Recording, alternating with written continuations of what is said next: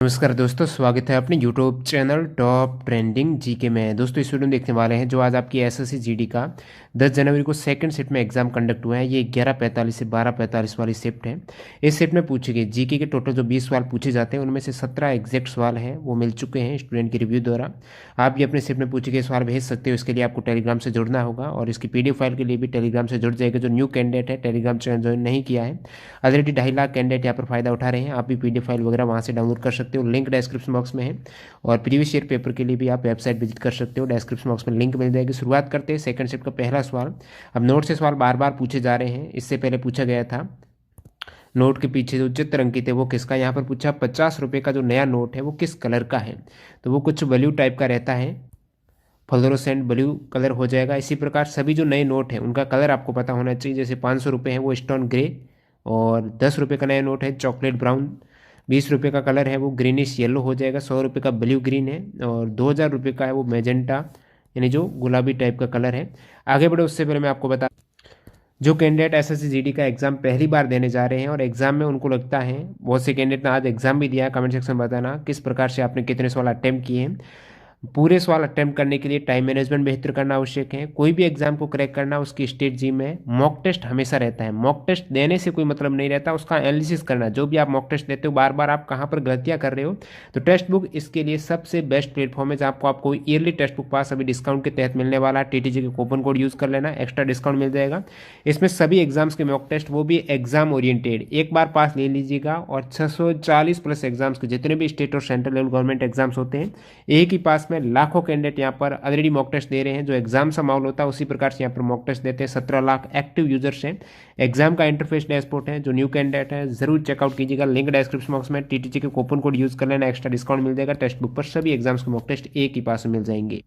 अब देखिए अपन नोट की बात कर रहे हैं। नोट से अक्सर 3 सवाल पूछे जाते हैं, या तो उनका कलर पूछेगा, सेकंड उनकी विमा यानी डायमेंशन पूछ लेगा, उनकी साइज वगैरह है, जो कि एनटीपीसी रेलवे एग्जाम में टीसीएस ने पूछा था। थर्ड क्या पूछा जाता है नोट में, थर्ड उनके पीछे क्या चित्र अंकित है। अब मैं बता देता हूँ उनकी डायमेंशन क्या है। जैसे 2000 रुपये का जो नया नोट है उसकी विमा की बात करेंगे, साइज़ की बात करेंगे तो 66 mm मल्टीप्लाई 166 mm, mm यानी मिलीमीटर है, 1 सेंटीमीटर में 10 मिलीमीटर होते हैं। तो 2000 नोट की ये साइज़ है 66 मल्टीप्लाई 166 है, जो कि लंबाई और चौड़ाई का ये रेशियो है। 500 रुपये का आप देखेंगे तो इसकी चौड़ाई वही है आपकी 66 है, लंबाई 150 है, यानी थोड़ी कम है 2000 से 500 की। उसके बाद 200 रुपये के नोट की देखेंगे, इसकी 66 मल्टीप्लाई 146 है, तो ये इससे भी थोड़ी कम हो जाएगी। फिर 100 रुपये का देखेंगे, इसमें भी 66 है लेकिन और 4 कम हो गई, 142 हो गई। तो 4 यहाँ पर आपने देखा 150 से 146, फिर 146 से 142 हो गया। इसी प्रकार 50 का देखेंगे, 66 मल्टीप्लाई 135 हो गया, इसमें और थोड़ी ज़्यादा कम हुई है। फिर यहाँ पर 20 रुपये का नोट है, इनकी 63 हो गई। अब यहाँ पर ये विड्थ भी आपकी कम हो रही, 63 हो गई 20 रुपये में। 63 मल्टीप्लाई 129 है, 10 रुपये में 63 मल्टीप्लाई 123 हो जाएगी, इसमें भी यहाँ पर कम हुई है 4। नेक्स्ट यहाँ पर देखते हैं 10 रुपये का नोट, 20 रुपये का नोट, इन पे किनका चित्र अंकित है। तो 10 रुपये में आप देखेंगे कोणार्क का सूर्य मंदिर मिल जाएगा जो उड़ीसा में है। 20 रुपये में एलोरा की गुफाएं अंकित है। 50 का हम्पी का रथ देखने को मिलेगा, कर्नाटक में है जो कि। 100 रुपये में रानी की वाव गुजरात में। 200 रुपये के नोट के पीछे सांची का स्तूप है जो मध्य प्रदेश में है। 500 रुपये में रेड फोर्ट आपको चित्रित मिलेगा। 2000 में मंगलयान वहाँ पर अंकित है।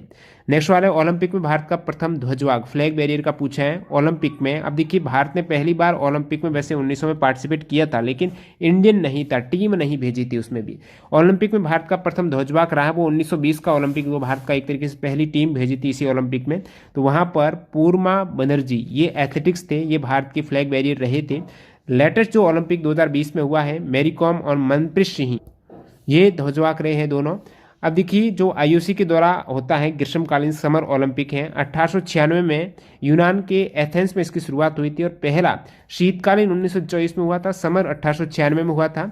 और यहाँ पर भारत ने पहली बार 1900 में ओलंपिक में भाग लिया, लेकिन एकमात्र खिलाड़ी जो कि एंग्लो इंडियन था, नाम है नॉर्मन प्रिजार्ड है, वो ओलंपिक में पार्टिसिपेट किया था और 2 उन्होंने रजत पदक भी जीते थे, सिल्वर। और 1920 में ग्रीष्मकालीन ओलंपिक खेलों के लिए पहली बार एक टीम भेजी गई थी। अब लेटेस्ट स्थिति भारत की क्या है, 2020 तक ओलंपिक हो चुका है, उसमें भारत के ये स्पोर्ट वाइज मेडल काफ़ी बार टीसीएस पूछती है, रेलवे एग्जाम पूछे हैं। तो ये सभी फैक्ट मैंने रेलवे की पीडीएफ फाइल में ऑलरेडी दे रखे हैं, वो भी आप डाउनलोड कर सकते हो। जो एनटीपीसी में सवाल पूछे गए थे बार बार, वहाँ से काफ़ी सवाल रिपीट हो रहे हैं। स्टैटिक जीके काफ़ी बेहतरीन कंटेंट वहाँ पर मिल जाएगा, लिंक डिस्क्रिप्शन बॉक्स में। वेबसाइट toptrendinggk.in से आप डाउनलोड कर सकते हो।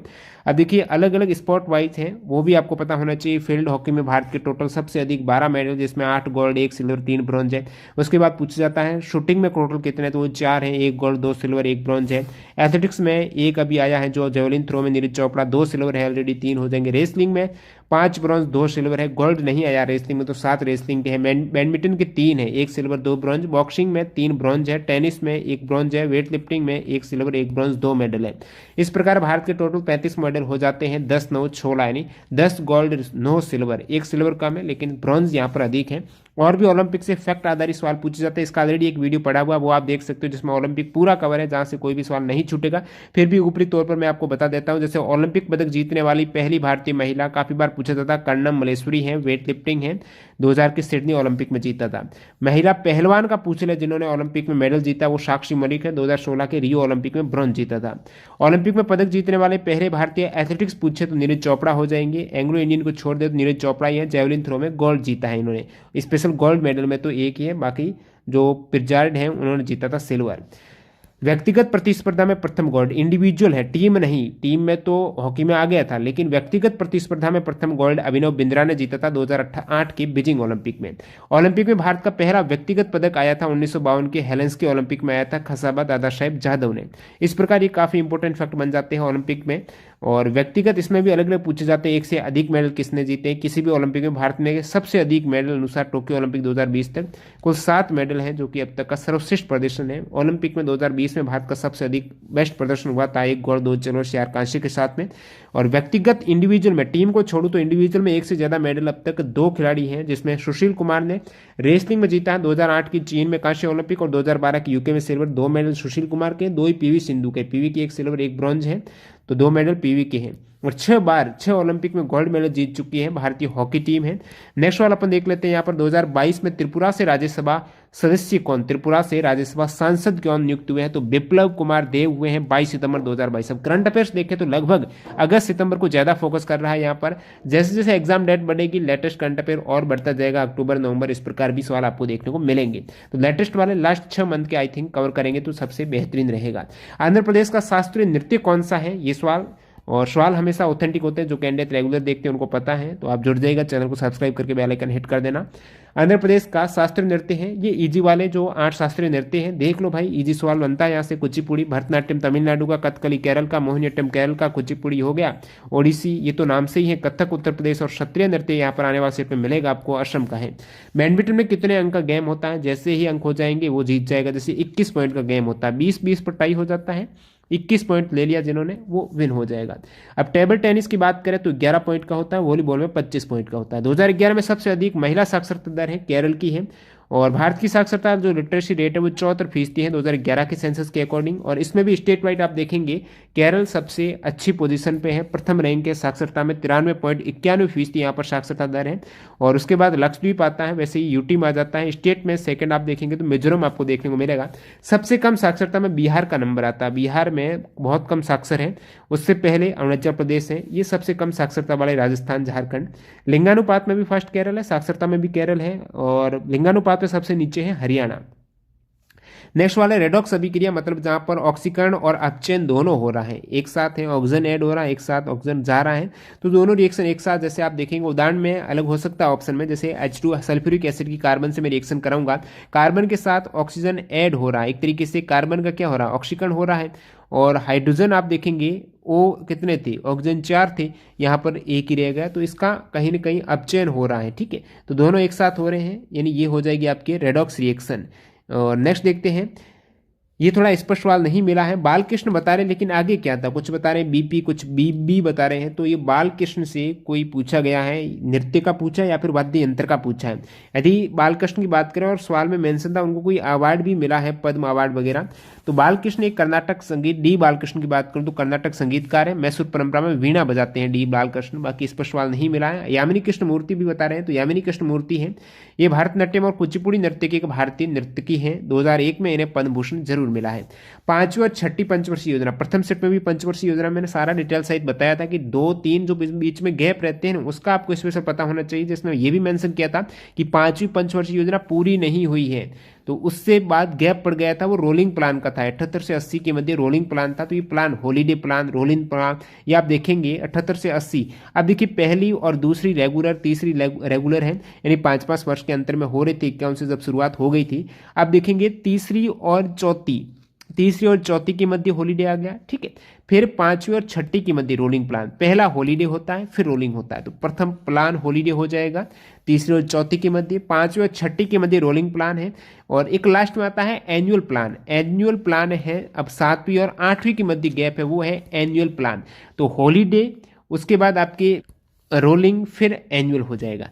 नेक्स्ट वाला देखते हैं, खाने की शुरुआत मुख किस में खुलता है। अब खाने की शुरुआत होती है लार से ही हो जाती है, पाचन की शुरुआत आपके, तो वो मुख गुहा, जो स्थान खाली रहता है ना आपकी जबड़ों के बीच, मुख गुहा, बक्कल कैविटी जिसे बोलते हैं, आहार नाल का प्रथम भाग इसे कहेंगे। तो खाना मुख गुहा में जाता है, वहीं से शुरुआत हो जाती है। बक्कल कैविटी में मुख्य रूप से दांत, जीभ, लार ग्रंथियां होती है, सभी मुख गुहा के अंतर्गत आती है। तो आहार नाल के प्रमुख भाग में मुख गुहा पहले स्थान प्राप्त है, उसके बाद ग्रास नली में जाता है, फिर आपकी पेट में चला जाता है, आमाशय और आंत में, छोटी और बड़ी आंत में लास्ट में चला जाता है, जिसमें पानी का अवशोषण सबसे अधिक होता है, कॉलन आप बोलते हैं उसे। नेक्स्ट सवाल, प्राण और दैहिक स्वतंत्रता का अधिकार किस अनुच्छेद में संबंधित है। प्राण और दैहिक स्वतंत्रता इजी वाला सवाल है, आर्टिकल 21 में मिल जाएगा। इससे पहले पूछा गया था आपके, राष्ट्रपति जो आपातकाल लागू करता है, कौन से जो आर्टिकल है उस पर लागू नहीं होगा। 20 और 21 था, जिसमें प्राण और दैहिक स्वतंत्रता जीने का सबको अधिकार है, वो नहीं रोक सकते। 21 में क्या शिक्षा का अधिकार है, 2002 86 कॉन्स्टिट्यूशन अमेंडमेंट है, और राइट टू आरटी एक्ट फिर 2009 1 अप्रैल 2010 में लागू हुआ था। क्रिमिनल केस कौन सा नहीं है। क्रिमिनल केस है, अब 2 केस होते हैं, एक सिविल केस होता है, एक क्रिमिनल केस होता है। सिविल केस ज्यादातर क्या होता है, 2 व्यक्तियों के बीच में होगा, और क्रिमिनल केस में 1 व्यक्ति होगा, और मतलब क्रिमिनल केस में क्या होगा, सरकार भी पैरवी करेगा, यहाँ पर वकील एक तरीके से एक सरकार का भी रहेगा। सिविल केस में दोनों का अलग अलग इंडिविजुअल वकील रहते हैं। अब नाम से स्पष्ट है, आपराधिक मामले में क्या है, एक तरीके से चोरी, हत्या, बलात्कार है, ऐसे मामले जिसमें दोषी के लिए दंड की मांग की गई हो, वो आपराधिक है। सिविल केस कोई संपत्ति को लेकर हो सकता है, विवाद है, कोई आपका अधिकार है, वहां पर दूसरा कब्जा कर लिया, वो थोड़े दीवानी मामले हो जाते हैं, सिविल केस में आ जाते हैं, जिसमें व्यक्तियों को कुछ जुर्माना, हर्जाना वगैरह देना पड़ता है सिविल केस में। नेक्स्ट यहाँ पर सिविल सेवा में शामिल होने वाले पहले भारतीय हैं, 1863 में हुए थे, सत्येंद्र नाथ टैगोर। शिवरात्रि कौन से हिंदी महीने में आती है, तो शिवरात्रि का आपको पूछा है फाल्गुन के महीने की कृष्ण पक्ष की चतुर्दशी को, ठीक है। तो ये फाल्गुन मंथ की चतुर्दशी को, वो भी कृष्ण पक्ष की महाशिवरात्रि। एक सवाल स्किल इंडिया से पूछा गया, तो स्किल इंडिया का एग्जैक्ट ये नहीं मिला, इसकी अध्यक्षता से है। तो वैसे बात करूं स्किल इंडिया की, ये एक स्किल इंडिया का मिशन आया था जो 2015 में लॉन्च किया गया था नरेंद्र मोदी के द्वारा, जैसे नेशनल स्किल डेवलपमेंट मिशन भी कहा जाता है। बाकी मिनिस्ट्री है स्किल की, स्किल डेवलपमेंट एंड एंटरप्रेन्योरशिप। तो इस मिनिस्ट्री के जो मंत्री हैं वो श्री धर्मेंद्र प्रधान, जो शिक्षा मंत्री है, राज्य मंत्री राजीव चंद्रशेखर हैं, और ये मिशन का पूछा है, तो अध्यक्षता ज्यादातर प्रधानमंत्री हो सकता है इसका। बाकी आप कमेंट सेक्शन में बताना एग्जैक्ट क्या सवाल था। अब पार्टी जो टोटल 8 राष्ट्रीय पार्टियां हैं ना, उनके अध्यक्ष कौन है, उनकी स्थापना कब हुई है, पहले कब है, लेटेस्ट वाली पार्टी कौन सी है, ये ध्यान रखना। आपको स्पेशल यहाँ पर communist party of India CPI का पूछा, उनके अध्यक्ष है बेनोय विश्वम है। CPI communist party of India के अध्यक्ष है, जिसकी 1925 में स्थापना हुई थी सीपीआई की। टोटल 8 राष्ट्रीय पार्टी में आपको ज्यादातर पूछा जाता है सबसे पुरानी, सबसे लेटेस्ट पार्टी कौन सी। लेटेस्ट तो 2013 में थी आपको पता होगा, नेशनल पीपुल्स पार्टी, जिसके अध्यक्ष है कॉर्नोड संगमा। और बात करूं इसके अलावा जो इंडियन नेशनल कांग्रेस 1885 में पुरानी, ठीक है, तो इनके मल्लिकार्जुन खड़गे हैं वर्तमान में। वर्तमान अध्यक्ष के केस में यहाँ पर मैं बता रहा हूँ राष्ट्रीय पार्टियों के, जैसे कि ऑल इंडिया तृणमूल कांग्रेस 1998 में स्थापित है। बीजेपी पार्टी 1980 में हुई थी, जेपी नड्डा अध्यक्ष है वर्तमान में। बहुजन समाज पार्टी 1984 में स्थापना जरूर याद रखना, आने वाले पे सवाल यहां से भी बनेगा। मायावती अध्यक्ष है बहुजन समाज पार्टी की। ऑल इंडिया तृणमूल कांग्रेस की है ममता बनर्जी, ठीक है। Bharatiya Janata party JP Nadda. Communist party of India के अब अध्यक्ष तो मैंने बता दिया, यहाँ पर जनरल सेक्रेटरी पूछता है तो D Raja. Communist party of India 1964 में स्थापित है, जो कि मार्क्सिस्ट है, इनके जनरल सेक्रेटरी है सीताराम येचुरी। इंडियन नेशनल कांग्रेस से 1885 हो गया। नेशनल कांग्रेस पार्टी ये अलग है, 1999 में शरद पवार इनके अध्यक्ष हैं। कॉर्नोड संगमा है नेशनल पीपुल्स पार्टी। नालंदा मठ से एक सवाल है, एग्जैक्ट नहीं मिला है, ये वैसे बिहार में बहुत एक मठ है, नालंदा मठ है, तो इस पर क्या ऑप्शन और सवाल थे वो कमेंट सेक्शन में बताएंगे, जिनका आज था आपकी सेकंड शिफ्ट में एग्जाम। इस प्रकार से यहाँ पर 20 में से 17 सवाल का ये रिव्यू हो चुका है। और जो कैंडिडेट न्यू है चैनल को सब्सक्राइब कर देना इस एफर्ट के लिए। मिलते हैं इसके साथ नए वीडियो में जो थर्ड और फोर्थ शिफ्ट का रहेगा। जो कैंडिडेट टेलीग्राम चैनल ज्वाइन करना चाहते हैं पीडीएफ फाइल के लिए, लिंक डिस्क्रिप्शन बॉक्स में सर्च करके भी आप कर सकते हो। 257 के आसपास फॉलोवर होने वाले हैं। मिलते हैं नए वीडियो में, धन्यवाद।